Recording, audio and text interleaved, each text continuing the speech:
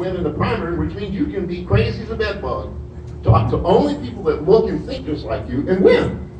And so Gilda introduced, I worked with some help from people that are nationally smarter than all of us put together, and introduced last year a citizens redistricting bill that creates this thing that the Republicans would have to pass.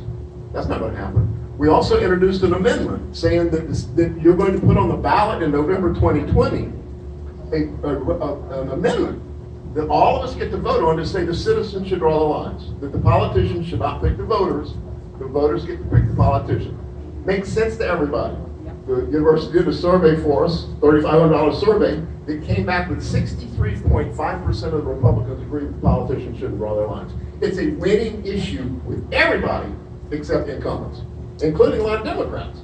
Because the Democrat in the minority, you don't have to really win. Nobody expects you to win. You can just make a lot of noise and sound good. You're a hero. You got a tag and a title.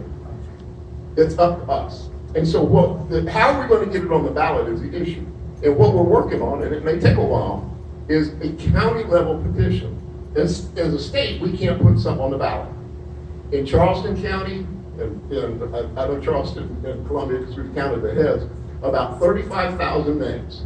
A lot of names, but if you get on a county level petition, 15% of the voters to sign a resolution that says the voters of Richland County call upon their legislative delegation to let us vote on a Citizens Redistricting Commission at the next general election.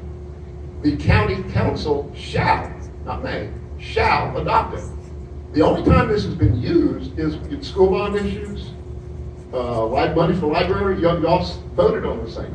It's never been used as a popular tool to change. We tried to put one together for the sanitation workers in Charleston a long time ago, and it didn't gel.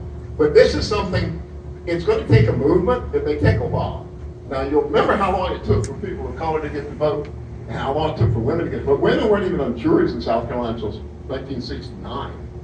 And so these things take time. There's no other way that we can think of that we're going to actually be able to take the power away from the people that are holding it, that are working against our direct interests. Now, all of this is online at fairmapssc.com. That's fairmapssc.com. And you'll see the maps we've drawn.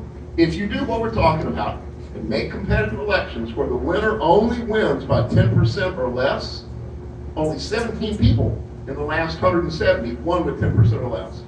If you put that in your metric where you're doing the maps, you increase the number of competitive districts by 500%, half the legislature would be competitive, and it would create what we think of as a rational center that would start setting the tone for government in South Carolina.